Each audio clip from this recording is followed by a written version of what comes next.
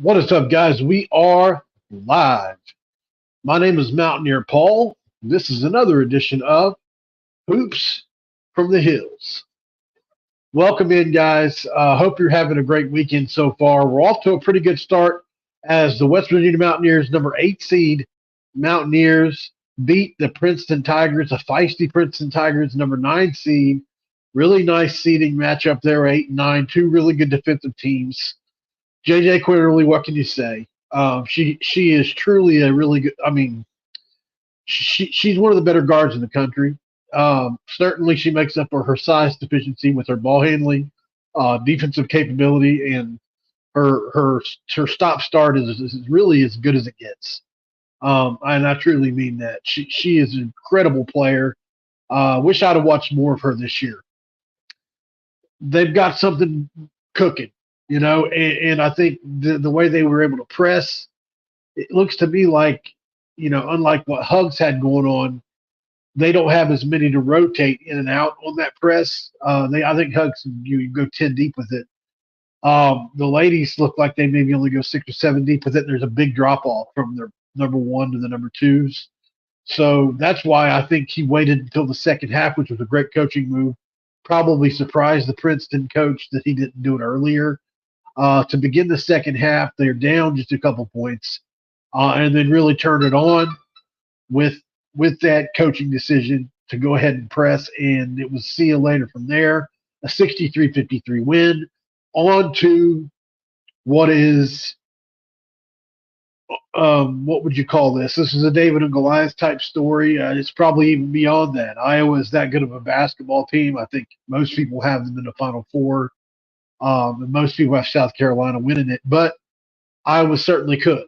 And they have the best player in the sport. They've had the best player in the sport for the last couple of years. Of course, Caitlin Clark, and she's on the thumbnail doing this to Kellogg, Coach Mark Kellogg, who said, we're going to send her home packing.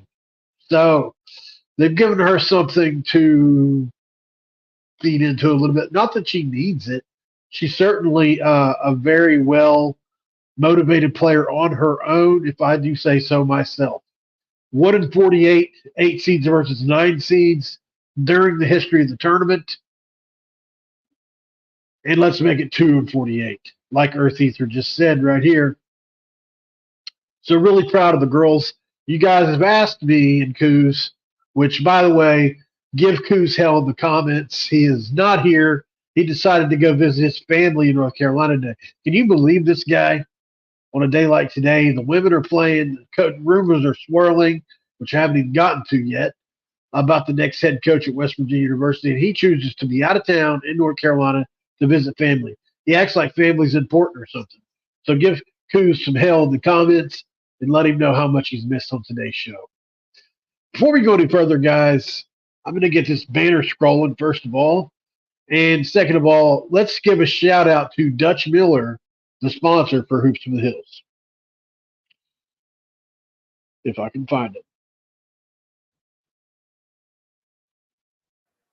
This episode of Hoops from the Hills is brought to you by Dutch Miller Automotive, where friends and family pricing means you get the best deal right up front on any new or pre-loved vehicle in stock every time. With brands like Chevrolet, Chrysler, Dodge, Jeep, Ram, Kia, Hyundai, Ford, GMC, Buick, and Subaru, the Dutch Miller Automotive family is always growing and ready to put you in the car or truck you've been searching for. Check out our inventory across West Virginia at DutchMillerAuto.com, or you can come in person today to the home of friends and family pricing, only at a Dutch Miller Automotive store near you. Near you. And it means it's near you. So, right off the bat, we've got Mark Painter with the super chat at $5. Thank you, Mark, for the super chat. Let's just see what happens. I agree. I'm not sure which thing you're talking about just yet, but I think that is, in both cases, if you're talking about the West Virginia University men's coaching search or the women's basketball team playing against Caitlin Clark and the Iowa Hawkeyes. To touch a little bit on that game, I don't have a lot to say about it.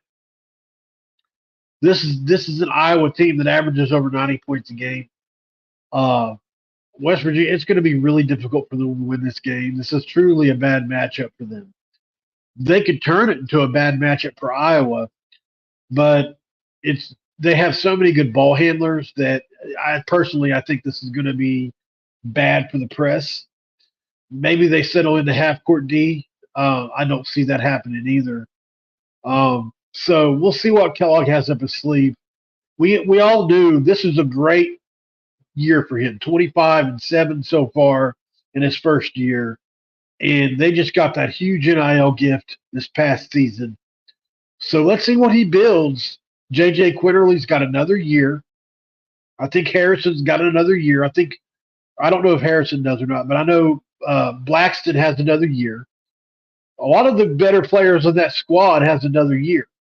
So let's hope they can keep those girls, retain those girls as the core of this team that won 24, 25 games now, and use some of this.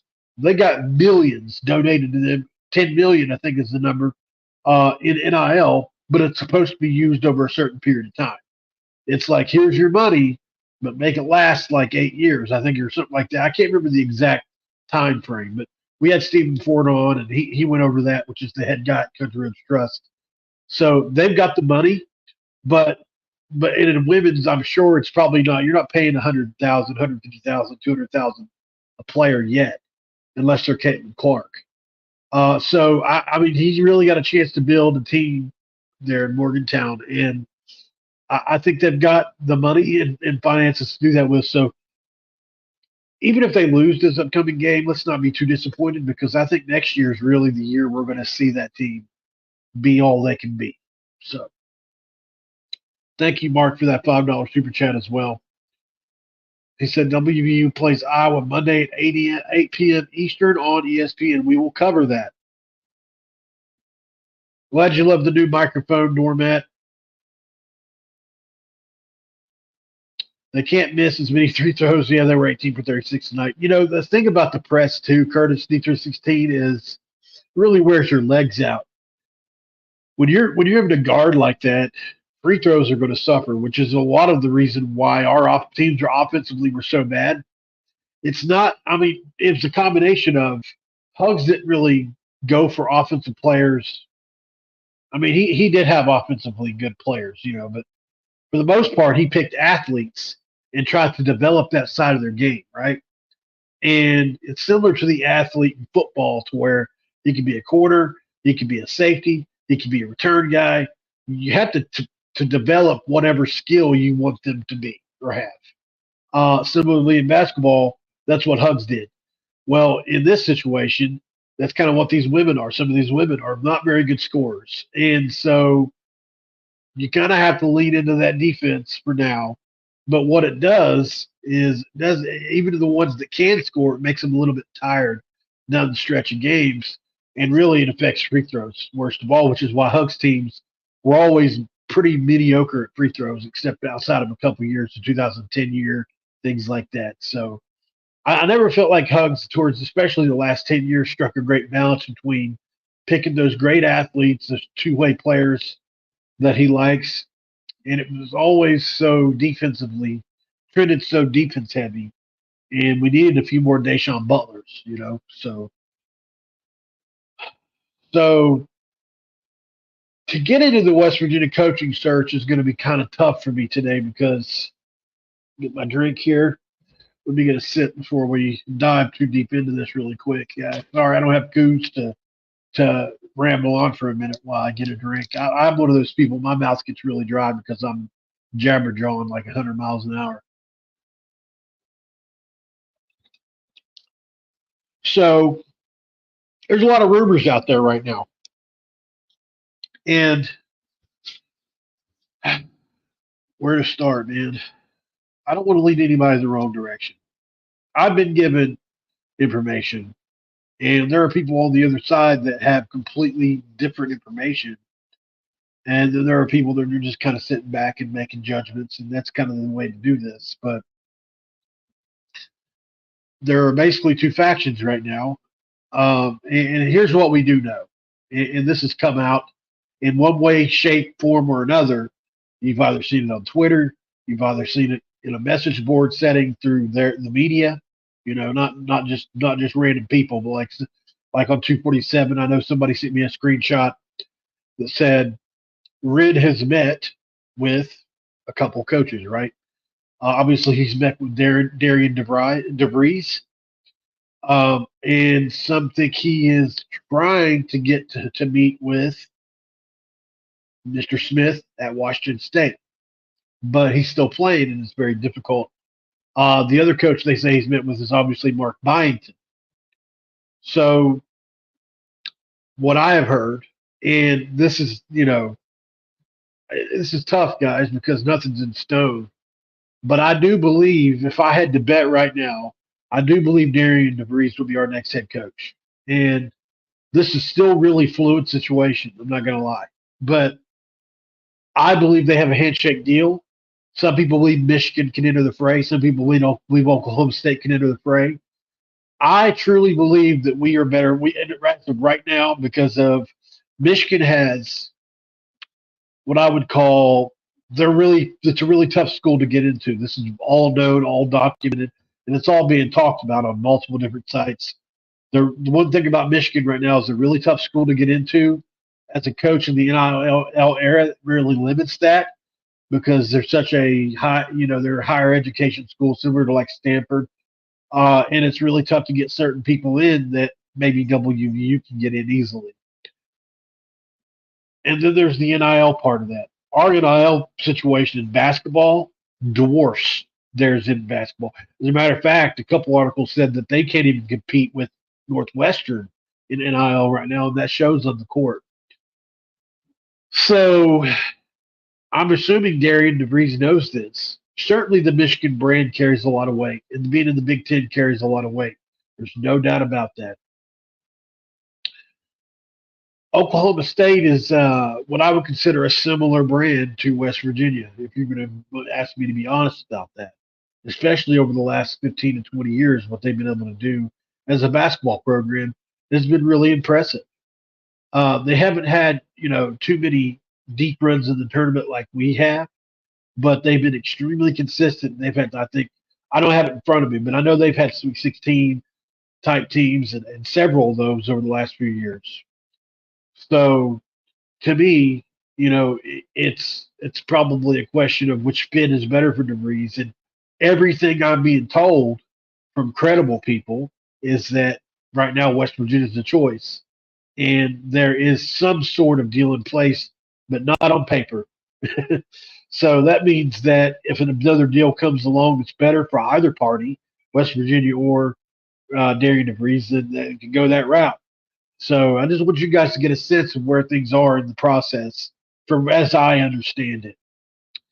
I'm avoiding using names, places, and things like that because I asked permission to use names and places like that and stuff like that, and I wasn't given that. And those of you that have followed me for a long time know that have I ever steered any of you guys wrong, or have I ever been known as somebody that's not a credible source? I don't think so. I think I've been really careful to really preserve that part of me so that you guys can trust what I say. Buying can be announced tomorrow, but I don't see it as of today. So I know some of you guys, if it goes the other way, will come back and say, well, you said DeVries. Indeed, I did. But it's such a fluid situation. It's more fluid than you can even imagine, really. There is gamemanship going on. People are leaking things from the other side to try to gain leverage here or there. I've even thought of the fact that somebody like me could be being used. There's 85 people in here right now, and a few thousand people are going to see this video. I know I'm not Josh Payton. I know I don't get 100,000 views or anything like that, but the word of mouth does spread from a platform like this, and I have thought about the fact that I'm privy to some information that's not available on message boards. And could I be being used? Because would it be beyond a Ren Baker to say, have this, spread this out to try to get this outcome? I don't know. And I'm a true overthinker when it comes to things like this. I overthink. And I enjoy the whole process. Don't get me wrong. I'm just getting you guys a sense of where my head is. But I do, if I had to bet money, I would bet on Darian DeVries at this point in time. And somebody in a group chat I'm in, literally not even 45 minutes ago said he's being told that Byington's the guy. So that's how crazy things are right now, guys. Don't forget to like the video, share, and certainly comment, down below. I think it's important to realize that I put on this thumbnail, rumors are swirling for a reason. It's rumors at this point, right? I try not to, promise too much or over deliver is what we try to do around here. Under promise and over deliver. I think that's the way to go with it. So we get to some of the comments here. I think I've rambled on long enough. Curtis said, get his son, and then another player would be huge. Actually, his backcourt mate that played in the game with him the other day looked really, really nice. I don't know how he fits in the Big 12, but he's certainly a good player. Atten, I believe the last name was. I think he had around 18 or so, but he's a really smooth offensive player. Unfortunately, in the Big 12, what you can get into, a guy like Noah Farrakhan is a good example of somebody that was really good at the AAC type level, the Sun Belt level. But amongst the trees in the Big 12, kind of got swallowed up a lot. He's an explosive athlete.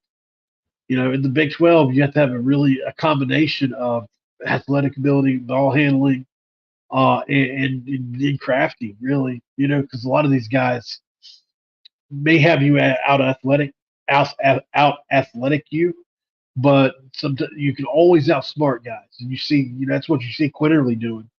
I don't know what kind of guys DeVries or Byington would get for the program, but I'll tell you, I'm sold on either one. I like both. I think we can't go wrong with either. You look at the way Byington's team played against Wisconsin the other night, a team just fresh off of beating Purdue. It's hard not to love what Terrence Edwards could look like in a Mountaineer uniform if he would come along, or somebody like Terrence Edwards. If he's got I say this all the time, Bill Belichick ran a system, and he knew the exact fit for each part in that system. He knew what his Mike linebacker looked like. He looked like what his strong side and weak side defensive ends looks like. He knew what his nose looked like, and he knew what all these pieces looked like. He could look on the field and pick a player out and say he fits. And I think that's similar to Byington or DeVries. Hopefully that's what they're skillful at, because in this day and age of the portal, it's the number one skill. Really, almost all the different offensive sets and all the different defensive sets pretty much work if you got the Jimmies and the Joes. If you've got the best offensive line in the country and two really good running backs, you can run trap all day, even today in college football. So it's all about Jimmies and the Joes, in my opinion. That would be Drew, which is Scott Drew's brother, Bryce Drew. Yeah. So the thing about him, Civil Mark, is, and I know coaches can turn things around. He has had a Power 5 job before, and he went 0-18 during one stretch at Vanderbilt. Should that define his entire coaching career in life? No. But I will tell you this. On that team, they had 2 5-stars and 1 4-star player. 2 of the teams that were on that team that went 0-18 during that stretch in the SEC were picked in the lottery in the NBA draft. And yet he went 0-18 with those players. Now, I don't know why. I'm not plugged into that situation, and honestly, I just know it for its face value. But Drew, when he was at Vandy as a young coach in his 30s, like I said, 2 5-stars and 1 4-star, they all played together. They were young. Maybe that had something to do with it, but he couldn't win with the talent. And so you wonder if he's one of those guys that does really good at like Grand Canyon. But once he gets up to the big leagues, college basketball is one of these sports that left in life that coaching still matters. A coach has a large impact on the game because they're constantly controlling the roster management aspect of it with subbing people in and out. You control how long somebody's in the game with a certain amount of fouls. That can come back to bite you. The timeouts, the clock management, the set. You just like Mark Kellogg just flipped to that the press in the second half and didn't use it in the first half really. That was a brilliant coaching move and it won the game. Literally, they got a lead and didn't relinquish it. They slowed it down and bogged it down and won that game. So, say all that to say, I get off of my tangents, I guess. I just wonder if Drew is a guy that maybe got out coached in his younger years. Maybe he's ready for a jump. It would just scare me to see him coaching on the West Virginia sidelines, knowing that he was 0-18 in the SEC at one point in time. So take that for what you will, Silver Mark.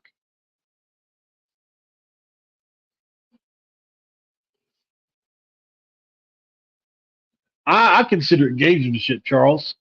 Especially maybe via the agents, however you want to put it.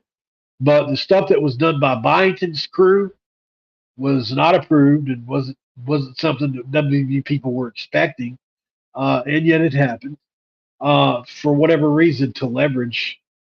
It's all about chess. It's like playing, similar to chess, man. When you're in these negotiations, everybody has their own obviously interests at heart, especially the coaches. They want the best job and the most money, obviously, right? The best fit. And so, however you got to work, whatever you got to work to get that, you do it. It's not anything. I didn't. It's not derogatory at all. I didn't feel like. Scott Fisher said, "I love the way JMU plays defense. West Virginia played no defense this year. Yeah, but Island was left with a bare cupboard. I think they played some defense the first 8 games of the year with the what most people consider the leftover players that didn't transfer, which was like Kobe and those guys. Um, Sometimes I wonder had what would have been what the season would have looked like had they stayed with those guys. Maybe it's a worse record. I have a feeling they win a few more games just because those guys have played together for so long. But hindsight's 2020. But yeah, at the end of the day, you're right. They basically played no defense, especially once they just couldn't get any continuity. Not as far as I know, unless something. Listen, like I said, it's so fluid. Something could come out right now, but he's still coaching. So you got to realize, man, if there's an announcement, it's not going to happen until after he's out of the tournament, Ocho. So he beat Wisconsin. Uh, was it yesterday or the day before? My days and nights are mixed up. I think it was yesterday. So they've still got another game, you know, against Duke of all people. Wait until the end of the tournament. What are you talking about, Scott? Mo Carpenter said the girls come out on the second half and put that D on them. They forced like 9 turnovers in 5 minutes, turned the game right there. Yes, they did. It was impressive. Well, that's the point, Curtis. From what I've seen, and this is not me reporting this, this is somebody else that doesn't want their specific info out. So, but from what I've seen, most people expect it to be next week, or there'll be a press conference sometime next week. This person says a specific day in mind, but I don't want to give all his info away because it's behind a paywall, and I don't, I feel guilty about it. So, but yeah, I just will specify next week as a target date because I just think if you look at the portal's open, like you said, which is a great point. When does the next round's games end by? Probably tomorrow, right? If James Madison loses tomorrow, that means that DeVries, possibly Smith, and Byington are all going to be possibly out by tomorrow, the next day. So that's Sunday, Monday. Well, you have to assume that something would happen by, well, Wednesday, Thursday, maybe Tuesday.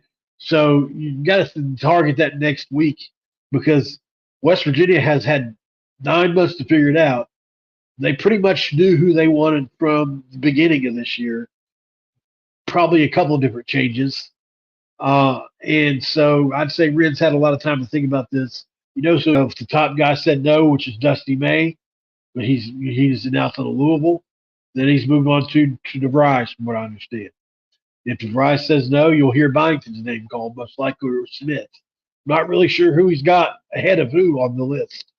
But and some people think that Medved is also in there. I'm sorry, Medved is also in the mix, partly because his family's extremely rich on his wife's side, and the rumor is they're flaunting a ton of NIL potential along with Medved. I know that'd get a lot of you excited, but we're just not sure if it's enough to move the needle. Because listen, if you tell me you give me like $4 million in Medved every year, I'd probably take it. Because he plays elite defense. With $4 million, you can get great offensive players.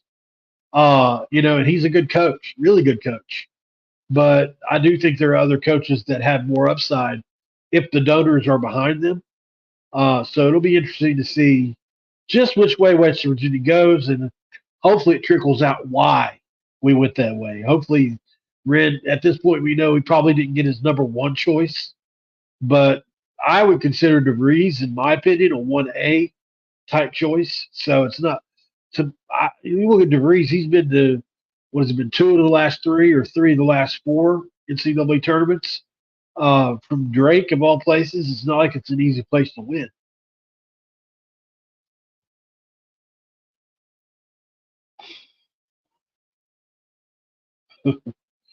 Good Lord, Silver Mark. That'd be a hell of a thing right there, man. John Calipari's head coach with Hugs and assistant. That would be wild, man. That would be wild. Thank you guys for everybody that's in here. We got 125 people in here. Do me a big favor before you leave, or if you just want to click off the video for a second, hit the like button. It would help me out a lot. And Couz, who's not here, also give Couz hell in the comments. He chose not to be here today. He chose to go visit his family and put his family over this YouTube show / podcast. Can you believe this guy? Who does me who like that? Give him hell in the comments for me.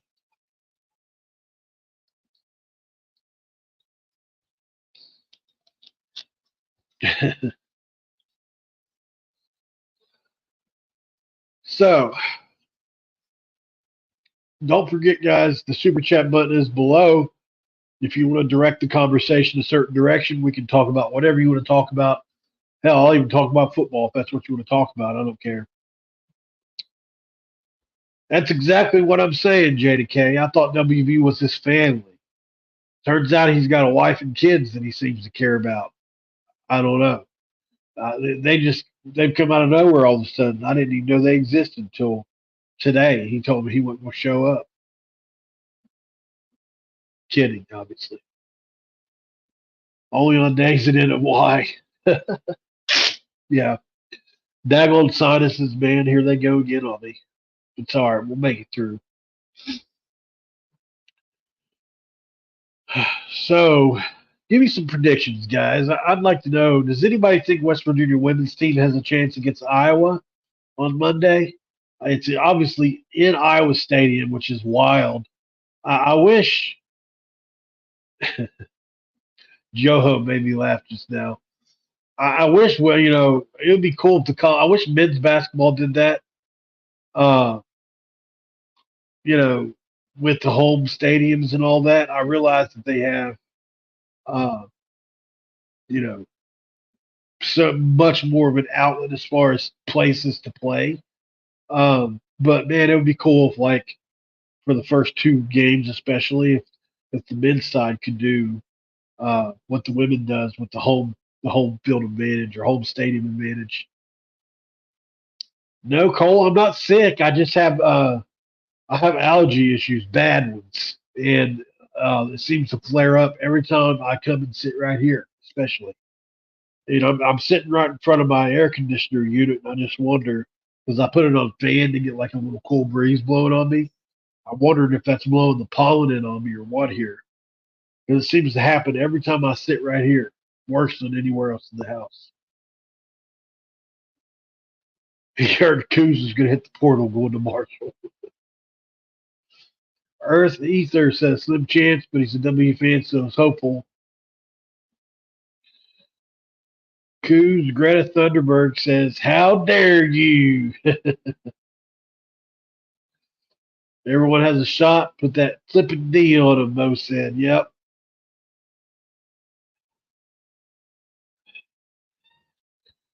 New rebound better. Don't miss so many free throws. And lock Clark down. It's a big ask. It's a big ask. Yeah, I know, man. I know. You're not wrong. I agree, Glenn. That's a great point. So we had a very good whistle from the rest of the day. If that duplicates on Monday, we make a few more and have a shot. Here's the thing with that.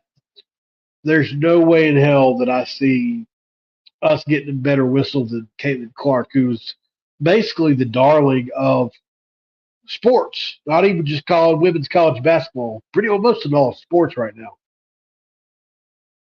I just I can't see it, but it'd be nice. It would really be nice.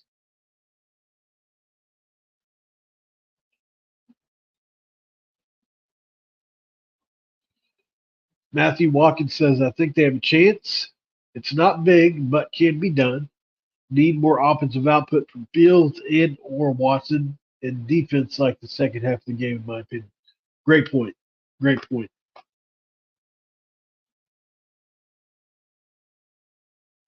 WVU does not have a home court advantage because of the officiating and just in general.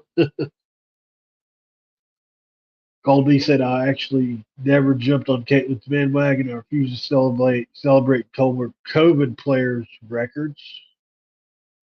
Uh, is she a COVID player? I mean, I'm not saying you're wrong. Uh, I never really thought about it. I mean, I don't know about refusing to celebrate them, uh, but certainly I could see an asterisk or something being put beside, something like that. I get what you're saying. Triangle and two and put two on Clark. The old triangle and two.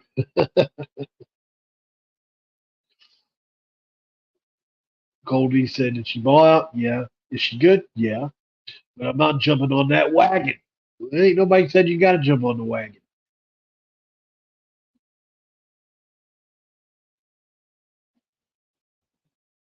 Earth Eater said he agrees that he has other issues with Clark. I mean, I'm just talking about as a whole. She's the media darling. Most people want to see her win it. She's certainly one of the most popular athletes in the world right now. You can't deny that.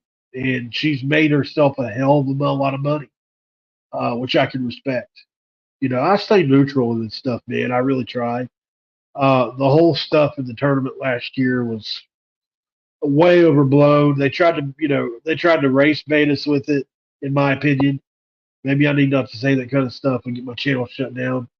But they tried to make it a black versus white thing, in my opinion, just in general there. And I just didn't agree with it. It was two girls playing basketball that were hyped up in the moment, you know.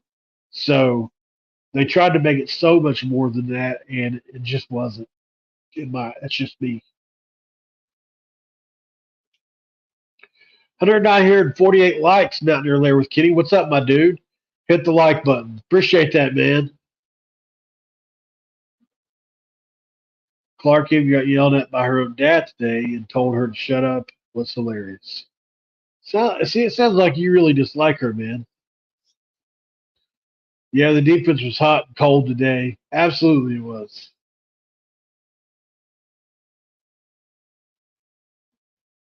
Yeah, I agree with that, Earth. You said the crowd's a factor, which will sway the West. Likes, need likes. Feed the monster, I call the algorithm. See, this is what I'm talking about, guys. You mentioned her name, and look at this message board. It's lit up with Caitlin Clark, uh, with stuff about her. She is similar to like Tim Tebow, which is why ESPN talked about him for so long, or just players like that. She is definitely a lightning rod of controversy. People talk about her uh, positively, negatively. I think a lot of it has to do with the way she plays, the bravado in which she plays with. She is not shy or cocky about celebrating when she's winning. But look, she took it on the chin when she lost. That's one thing I liked about her. Last year when she lost, she had the perfect chance to go in on that girl that did the ring, all that stuff. And she took the higher road on that. I appreciated that because that was a tough loss for them in a tough moment when people were rubbing her nose all in it. And she kind of took the high road there. That was what made me like her more. But I don't know. I don't have her under a microscope, so I don't know everything that's gone on since then, guys. I just know that they were really good this year. Uh, and honestly, all I know is that the way she plays and how she acts on the court. So if there's like stuff off the court or like political beliefs or uh, anything like that, I have no idea about it with her.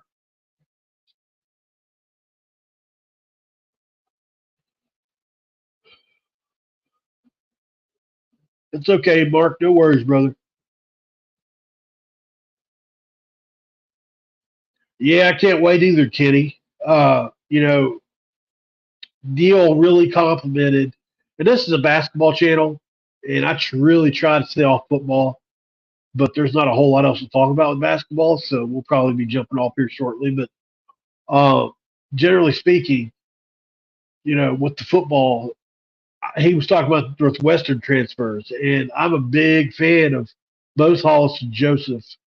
I've watched a lot of their tape this offseason. Like I said, he's really mentioned moving those guys around and cross training them in different places. I think that's a good idea. I think it's going to work out good for us, especially moving to this new 3-4 style. Well, it's not a new defense, but it's new for us. I think it's going to be a big deal. I really do. Hollis and Joseph guys, they played on an 8-5 Northwestern team last year that played top 75 defense. Doesn't sound like knocking it out of the park, but they played on an average to good defensive team at times. Some people would say they were a good defensive team. And they certainly played a lot of snaps. And I think they're going to add a whole hell of a lot to the secondary, guys.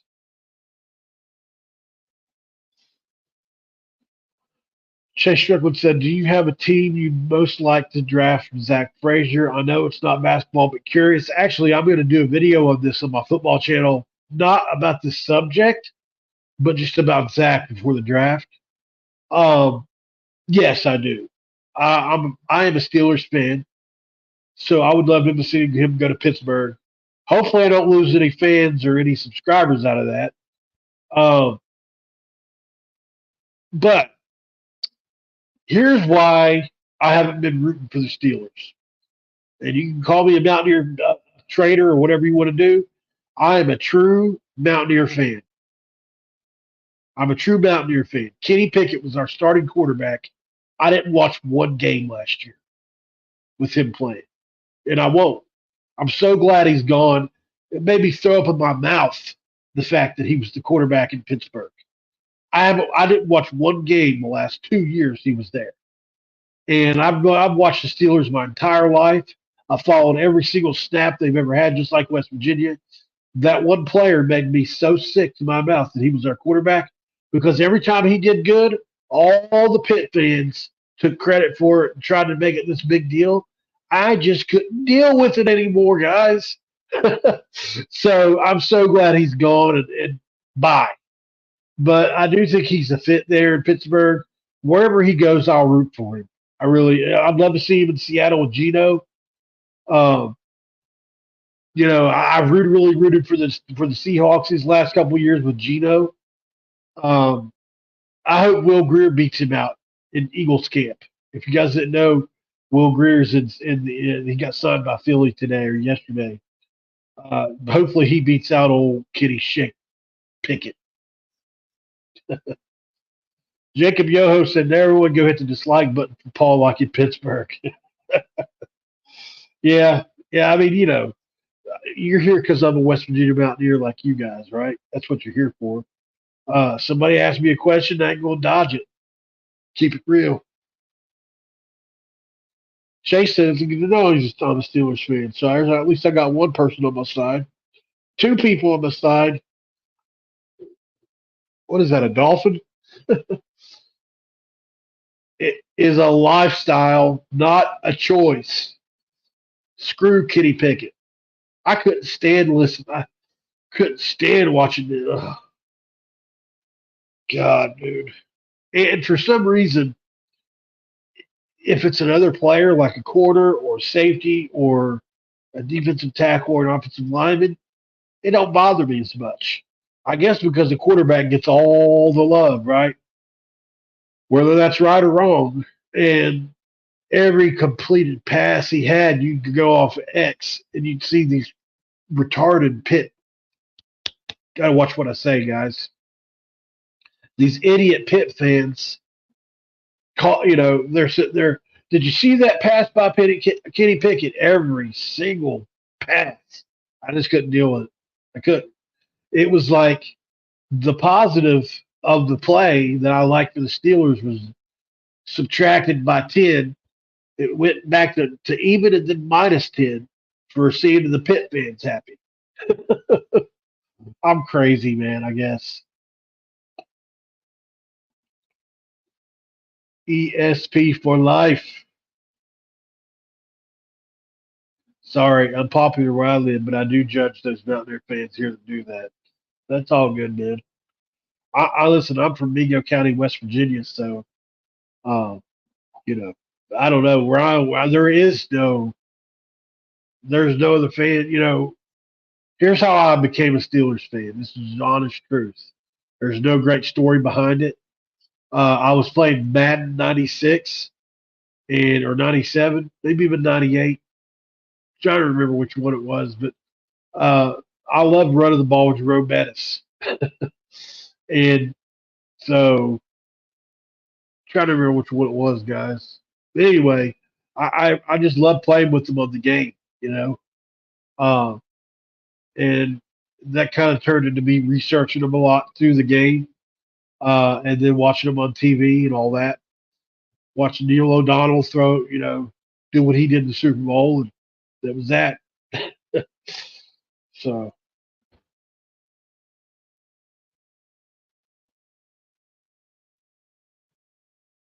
right, I get that, Matthew. That is something that people throw at you when you're a Steelers fan is how can you like Pitt and Pittsburgh? They're just two different things to me. Pitt is a university. I don't even think about the location as much as the people. The the way they are is you guys know. I ain't talking to no rookies on this. All right. His hands are too small to play quarterback at the NFL level. A lot of people say that. And you look at a guy like Russell Wilson who had huge hands and he had a great career. So there is something to it.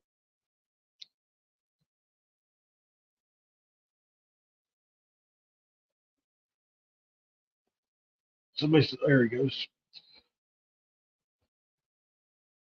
I always assumed there was a fair bit of crossover between WVU Steelers fans. There is. There is. Mark said he was a Steelers NFL fan until the Steelers made the the tight end apologized for standing in the tunnel during the national anthem. Yeah, that was a tough one. That was that was a rough time to be alive, you guys, because I was in the Marine Corps, so the whole deal during the anthem and all that, just obviously that made me want to puke as well. Right, I get it. I get it, brother. He said, if you guys are listening, he said, I can't get, he said he gets it. He just can't get past the pit in Pittsburgh. Didn't really watch much NFL anyway. You don't like any Pittsburgh teams. Good though. It's because of WVU. Yeah, I get that too. I get it. Uh, yeah, it really, one thing, I'm just being honest with you guys, because of so much of my childhood has been connected to Big Ben. And I know a lot of people have their opinions on Ben Roethlisberger, but whenever he retired, I realized there was a lot about him that really made me love the Steelers too, just the way he played on the field and everything. Uh, that it's been an adjustment getting used to them without him as the quarterback. It really has. So Glenn said he became a 49ers fan in 81 when he met Joe Montana at Cookout. We were all struck and have been a Niner fan ever since. I can see how that would do that for you. I can see how you do that for you. Listen, man, if Gino made it to the Super Bowl, I would root so hard for him because my Mountaineer love is way more than my Steeler love is. It's not even really comparison, So uh, I would never want them to play each other because that wouldn't be, something I wouldn't want to have to pick. But any Mountaineer fan that does well in the NFL, I'm all about it. I follow it. I thought about doing a channel or just keeping up with my football channel with it, but people don't seem to care on my football channel about the NFL. I bring it up, people don't really care as much. Super Five, brother. Hoorah. Do or die. Yep, '03 to '07, man. So uh, appreciate that. If that's if you were there as well. You said the Super Five, so I'm assuming you were. I was a 0621, which is a field radio operator, nothing special, communications guy. Decided to stay away from 0311. The infantry was something that I was looking back. I wish I'd done it, but basically, I got that training anyway, being a radio operator, with even more danger attached to my back. So that's for another time, though, guys. Hope you guys enjoyed this episode. I went to 29 Palms. I sure did. Was you a radio guy too? That's wild, man. That's wild. Yeah, 29 stumps, baby. I was there. California, Joshua Tree. Timothy Green, what's up, brother? He said, I grew up in the 70s. I saw all of our Super Bowl wins up until now. That's awesome, man. Congrats. 28-41. Awesome, brother. Well, hey, look, I appreciate you. Thank you for everything you did and continue to do as a veteran. I think I could speak for all of us when we really just have such great love for each other. So, what was that? Does that make you a grounds electronic guy? Is that what that is?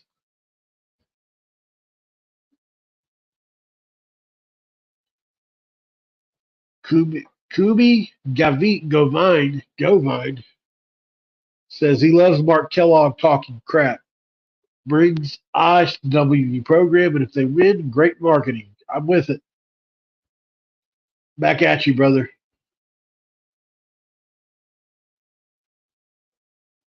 No problem, Matthew. I appreciate that. That means a lot to me, brother. It really does. It really, truly does. I can't tell you. It's nice to know that you guys appreciate this because it's not easy. A lot of research goes into it sometimes. A lot of energy goes into it, and there's not always a payoff. But um, I'm dedicated to keeping you guys up to date. I realize that I'm lucky to be in a position as a fan to be privy to a little bit more information than the average fan. I'm not talking about message boards. I'm talking about a little bit extra because I've worked for that. So, uh, when I can, I bring that to y'all and will continue to as long as I'm able to.